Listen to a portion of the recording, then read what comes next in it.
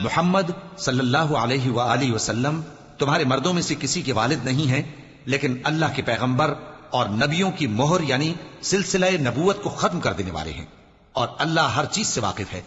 اے اہل ایمان، اللہ کا بہت بہت ذکر کیا کرو اور صبح و شام اس کی پاکی بیان کرتے رہو۔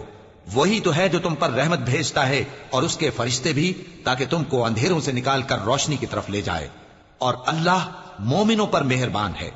جس روز وہ اس سے ملیں گے تو ان کا تحفہ اللہ کی طرف سے سلام ہوگا، اور اس نے ان کے لیے عمدہ ثواب تیار کر رکھا ہے۔ اے پیغمبر، ہم نے تم کو گواہی دینے والا اور خوشخبری سنانے والا اور خبردار کرنے والا بنا کر بھیجا ہے، اور اللہ کی طرف اسی کے حکم سے بلانے والا اور چراغ روشن۔ اور مومنوں کو خوشخبری سنا دو کہ ان کے لیے اللہ کی طرف سے بڑا فضل ہے،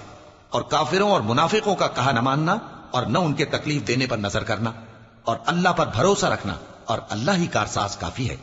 مومنوں، جب تم مومن عورتوں سے نکاح کر کے ان کو ہاتھ لگانے یعنی ان کے پاس جانے سے پہلے طلاق دے دو تو تم کو کچھ حق نہیں کہ ان سے عدت پوری کراؤ، بس ان کو کچھ فائدہ یعنی خرچ دے دو اور ان کو اچھی طرح سے رخصت کر دو۔